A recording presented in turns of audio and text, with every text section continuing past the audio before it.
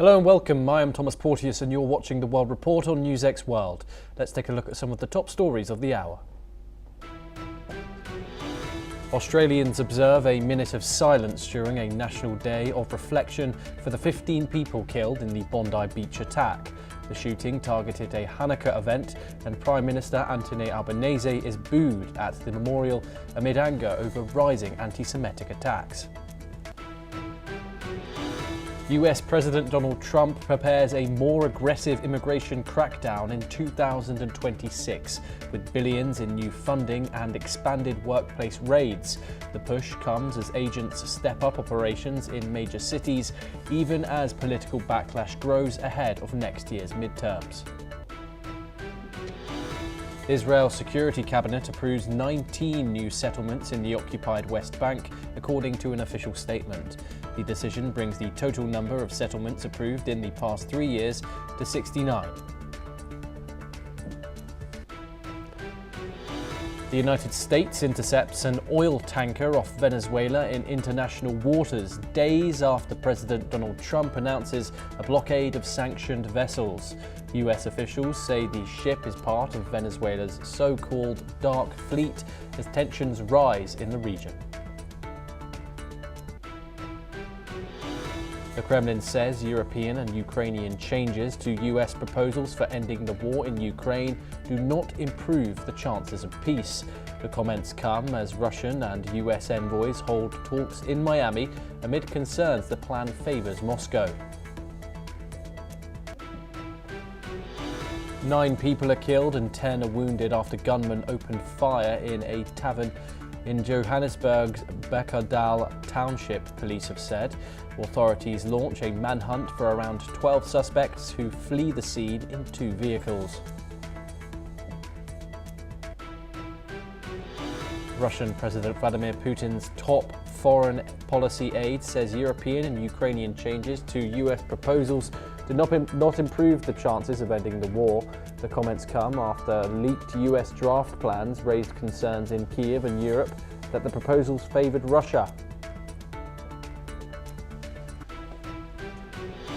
Israeli forces shoot dead 2 Palestinians, including a 16-year-old boy, during separate raids in the Jenin area, according to Palestinian officials. Security footage shows soldiers firing at close range as incidents add to deadly tensions in the occupied West Bank. Now for our leading story, we head to the United States, and newly released documents linked to Jeffrey Epstein, including court filings, contact books, photographs and flight logs, list numerous prominent political figures and public officials.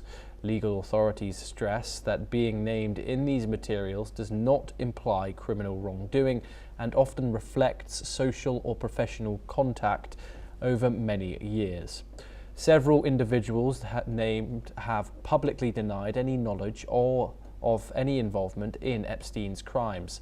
Among those appearing in the records are former US Presidents Bill Clinton and current US President Donald Trump, Britain's Prince Andrew, former Israeli Prime Minister Ehud Barak, former US Vice President Al Gore, and former New Mexico Governor and UN Ambassador Bill Richardson. Other names include Robert F. Kennedy Jr., now US Secretary of Health and Human Services, former UK Cabinet Minister Peter Mandelson, former US Senate Majority Leader George Mitchell, former US Treasury Secretary Larry Summers, and Sarah Ferguson, Duchess of York. Courts continue to redact portions of the records to protect victims, and investigators urge caution in interpreting the disclosures. Joining us now is Alison Mutler. She is the former Associated Press Bureau Chief of Romania. She joins us live from Bucharest. Thank you very much for joining us, Alison, here on NewsX World. Of course, Alison, these were not what people expected. Epstein's victims came out today and said they were dissatisfied with the US Justice Department's handling of the release of these files. They say that this isn't true transparency, and there are really no new developments have come to this. As we have previously stressed, just because one's name is mentioned in the files is not an implication of guilt. Alison, What are your thoughts in regards to how this might develop? Do you think this is going to calm those critics down, or simply ignite tensions further when it comes to more transparency? Well, first of all, you're never going to satisfy all the victims. They've had a lot of trauma, and they want justice. And just releasing pictures of Bill Clinton in a hot tub, or Mick Jagger with his arm around a girl, or other, political figures like the former Israeli prime minister, is not going to satisfy them. It's not. It doesn't take the pace of a trial of justice. What it does serve to do, releasing this tranche, this batch of pictures, is to embarrass those people who appear in those pictures, whether they have been. It's stressed that they're not accused of criminal wrongdoing, as you said in your report, but it's also very embarrassing. The questions are asked by their friends, by their colleagues, by their families. What were you doing here? Now, I think releasing these photos and travel logs and other things is necessary. There was too much political pressure on Donald Trump and Congress not to release them. But that does not mean, even when they are all released, or as many as are released as we can expect, it's not gonna silence critics. It might silence some critics, but it really won't silence the victims in the slightest, because there is no indication of a judicial procedure here beyond social embarrassment, particularly as the Department of Justice is saying there's no indication of wrongdoing. Will it increase tensions?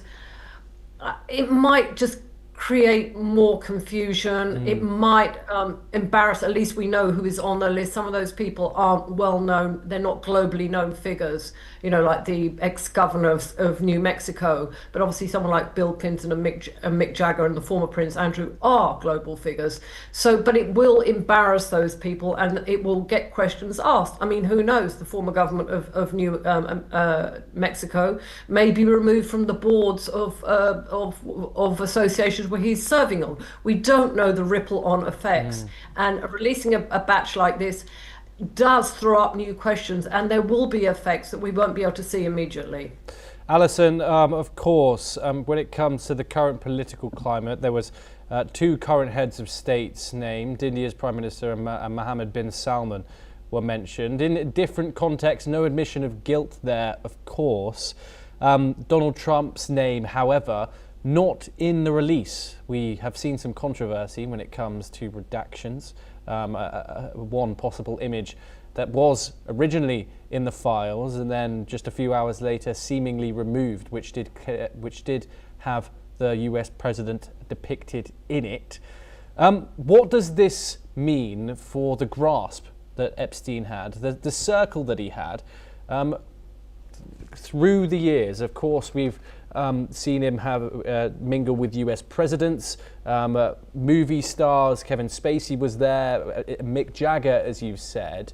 As a financier, Epstein, of course, took lots of documentation, lots of photos.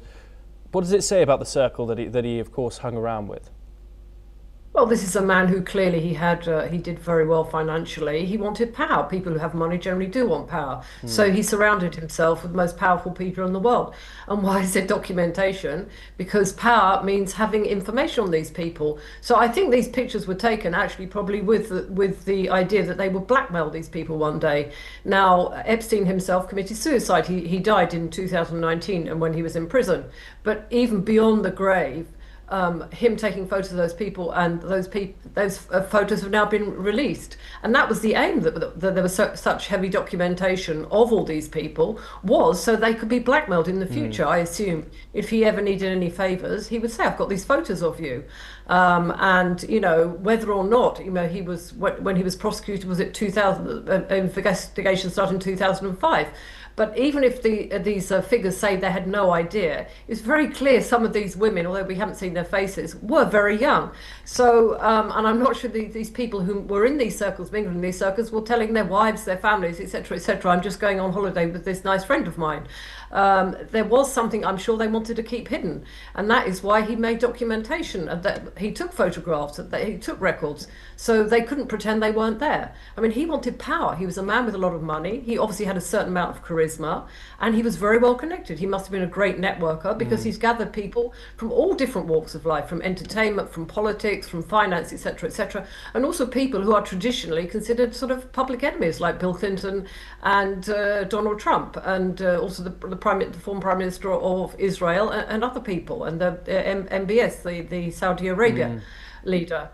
So he had no morals, no scruples about it. He just wanted as many powerful people as possible, and he wanted them there to increase his own power, but also to blackmail them if necessary. And in a way, he has done, but he's not around to see it because he's dead. Yeah, indeed. Alison, stay with us, of course. We'll continue to bring you all the updates coming out of the United States and that situation with the Epstein files as we do get them. But next, we move over to the Caribbean for another update in an ongoing situation. And the United States has intercepted an oil tanker off the coast of Venezuela in international waters. US Homeland Security Secretary Kristi Noem confirmed the action on Saturday. The move comes just days after President Donald Trump announced a blockade on all sanctioned oil tankers entering or leaving Venezuela. This marks the second such interception in recent weeks as the United States ramps up its military presence in the region. A British maritime risk management firm identified the vessel as the Panama-flagged tanker Centuries, which was intercepted east of Barbados in the Caribbean Sea. The ship was previously known as Arion, according to maritime data, and the interception highlights Washington's stepped-up enforcement efforts against Venezuela's oil trade amid heightened regional tensions and continued pressure on Caracas. Alison joins us once again. Of course, this comes in combination with strikes on Venezuelan vessels, along with some pretty harsh language coming out of Donald Trump. There are talks and aggressive statements from the US president, including him in an interview that he gave just a couple of days ago, saying that he won't rule out war with the Maduro government. Alison, the US has now intercepted a second oil tanker in international waters. What does that mean for this developing situation? Well, I think it's clear that the Donald Trump administration is increasing pressure on Venezuela. It wants to crack down. It wants to block these vessels, which it says are sanctioned. I understand the first one was sanctioned. The second one, as far as we know, wasn't sanctioned. He thinks that Venezuela is exporting oil to China and Iran to fund the narco terrorism, what they call that, which is basically drugs. Which end up on the streets in the United States. So this is his declared aim, it's to stop, and I think it's to stop to put a lot of pressure on Venezuela and to stop their financing. I mean, he is a declared enemy of Nicolas Maduro, the leader there, and so I think probably the final aim is to see the end of that administration, that regime. And therefore, I don't think the pressure will stop. I think it will increase. I see he has support from the Argentinian leader Milei, not from the Brazilian leader. But yes, the aim, I think, is to get rid of Maduro in the end and to stop the financing that keeps Maduro in power from the exported oil. We've seen pretty frequently the United States in history, not meddling per se, but getting involved in South American politics. Donald Trump, of course, campaigned on stopping dragging America into what he called forever wars. If Donald Trump in the United States do, in fact, invade Venezuela, do you think that'll be successful, first of all, and how popular do you think that will be with the American public? Well, there's two things. There's the American public and then his MAGA supporters. Some of his MAGA supporters support whatever he does. I know you're exactly right. He did campaign on stopping these forever wars. But, you know, I think Donald Trump has realized that no country is an island. The US exists. They import things, they export things, so they can't exist by themselves. And one of the things he wants to crack down on is illegal immigration, but also on drugs on the streets in America. So that is why he's going after Venezuela. So I think some may point out the hypocrisy, and rightly so, fairly so. But others will actually say, yes, he's right, because I know he said this, but we have to keep the drugs off the streets. We have to keep the illegal immigrants off the streets. So Donald Trump does have to do it. But it just shows you when politicians run for office and what they campaign on and what ends up happening once they are in office are two different things. That's not just the case for Donald Trump, it's the case for everyone. But some people might say, he shouldn't be doing this. This is too aggressive. He said that he would make America great again. This doesn't mean invading other countries. But other people might support him as a way of potentially reducing the number of illegal drugs in America. Alison, stay with us once again as we have a related development coming up. And Argentina's President Javier Milei has praised President Donald Trump's pressure campaign against Venezuela as tensions rise over fears of a possible US naval deployment near the country's mainland.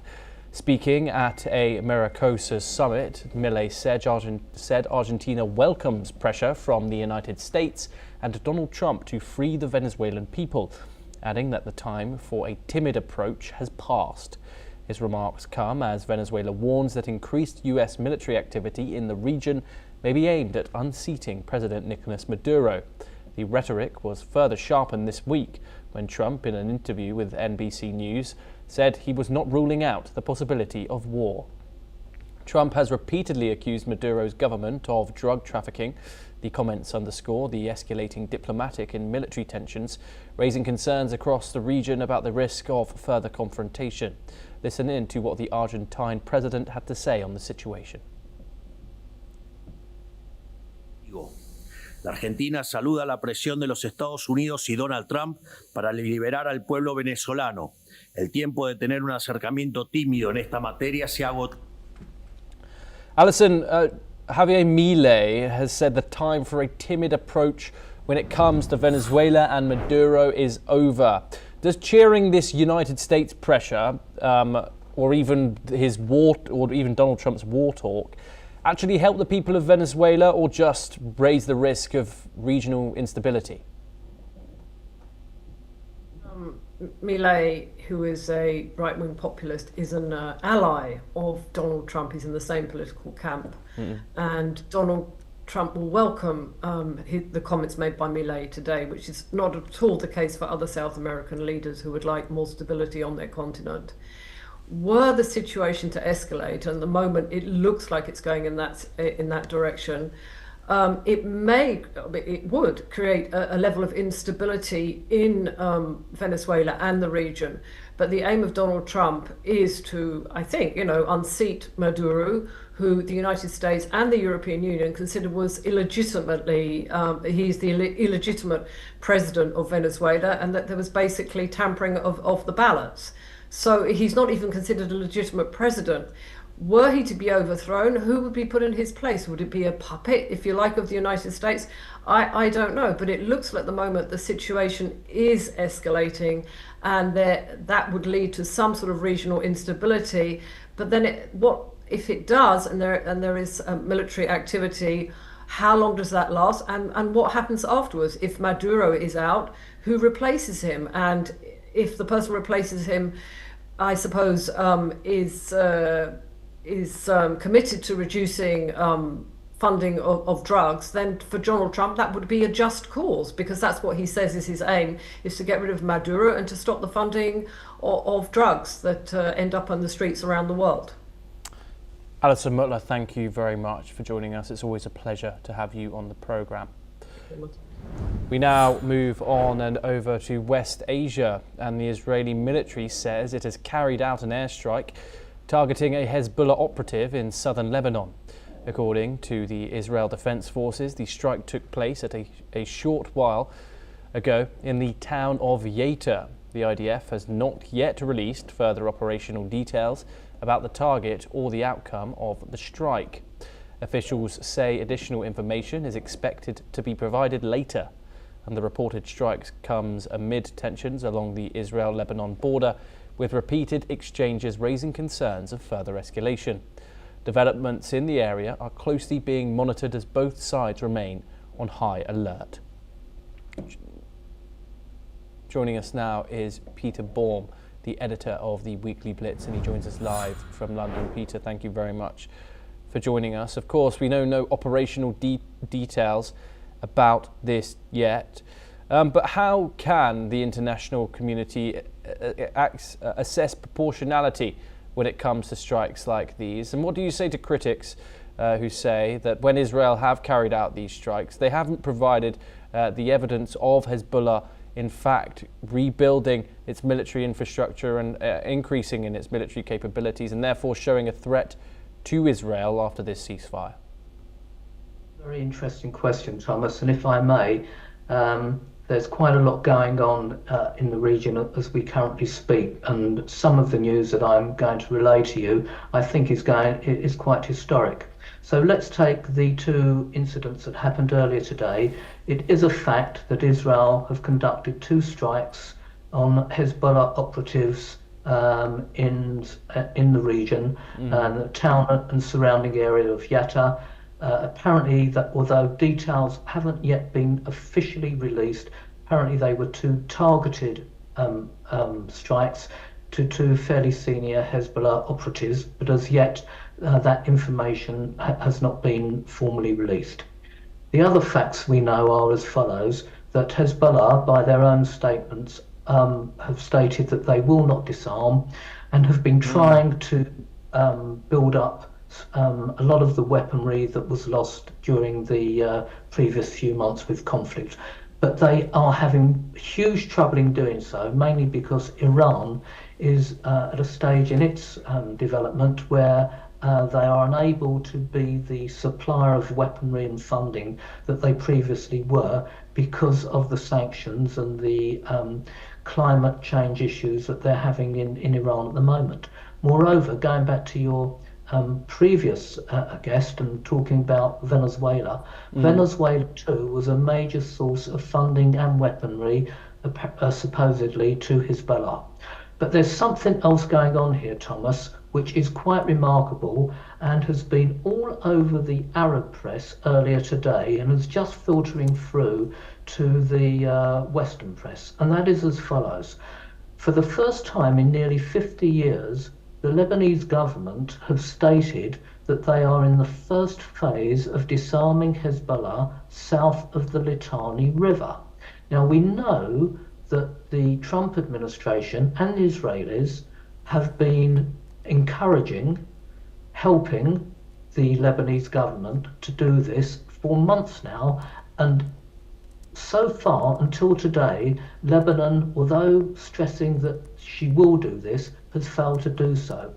If they achieve the objective that they have stated earlier today, that they are in the first phase of completing the demilitarization of some of Hezbollah's weaponry in a certain area, which, as I stated, is south of the Litani River, I can only think that the two Israeli strikes carried out today were to assist Lebanon achieve that objective. In other words, the Israelis were aware that something was going on. These weren't just two random strikes on two individuals carrying a machine gun.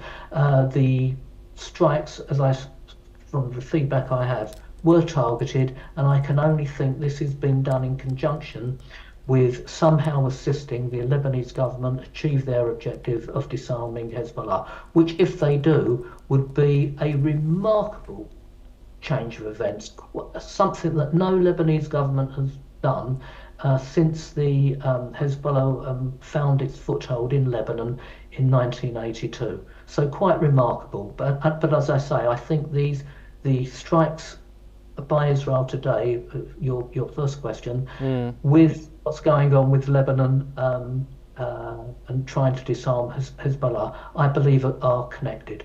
Peter, of course, these strikes happen on a near daily basis, not every day, but pretty frequently. Of course, this ceasefire was signed in November of 2024. Hezbollah, however, is not complying with its disarmament, and Israel is also continuing to strike inside Lebanese territory, and of course still occupy two areas, the Shaba Farms and northern Gaza. What is needed for this ceasefire to fully work? Just very quickly, because we're running out of time a little bit. Frankly, Thomas, only the Lebanese government having the will to disarm Hezbollah as a military force within their government. Otherwise, Lebanon can't survive as a democracy, and Israel will always be under threat. Mm-hmm. Peter Bohr, thank you very much. Always a pleasure to having you join us. Thank you very much for joining us. We now move on and into a related development. An Israeli President, Isaac Herzog, has been joined by members of the Australian Jewish community in Jerusalem, where the victims of the deadly Bondi Beach Hanukkah shooting have been remembered during a candle lighting ceremony. It has been said by President Herzog that the pain and shock felt in Australia are being shared in Israel, as calls have been renewed for stronger action against anti-Semitism. 15 people were killed and dozens wounded in the December the 14th shooting, now confirmed as the country's deadliest since 1996. A review of Australia's intelligence and law enforcement agencies has been announced by Prime Minister Anthony Albanese amid concerns over security failures, while the surviving suspect remains in custody and investigations into terrorism links continue. Let's listen in to what Herzog has said. Eighth final candle of Hanukkah, I want to say to the Jews of Australia, the people of Israel are with you. Despite thousands of miles being apart, we feel your pain, we see your courage. Under fire, we share your sense of abandonment, shock, and horror. Here in Jerusalem, we heard your hearts beat and break, and felt our own hearts steeped with grief. In each nation, combating anti-Semitism requires very strong and tough measures and strong leadership.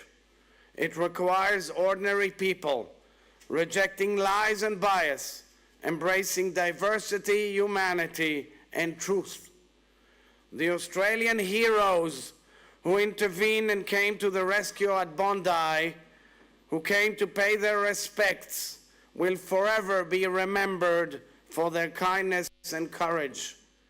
זה הפועל יוצא של הסתה מתמשכת ושל נרמול השנאה כלפינו היהודים.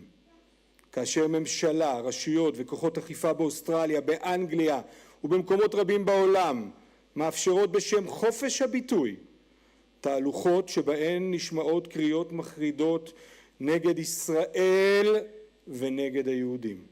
זו איננה מחאה, זה ציד של יהודים. כאשר ממשלת אוסטרליה מעלימה עין מההסתה ההולכת וגוברת, וכאשר במקביל היא מקדמת מהלכים מדיניים חד צדדיים שאינם תורמים לפיוס אלא מלבים קיטוב.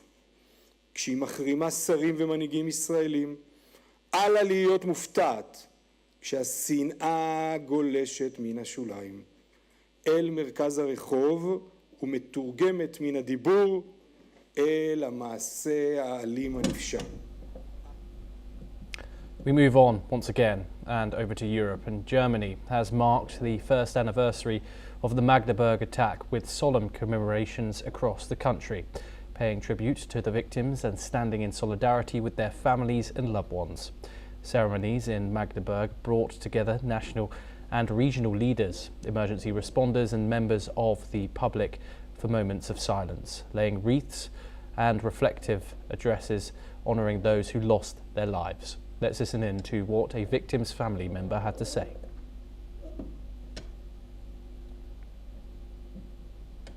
Viele andere Opfer, die schwer verletzt und für immer gezeichnet sein werden, sowohl körperlich als auch seelisch.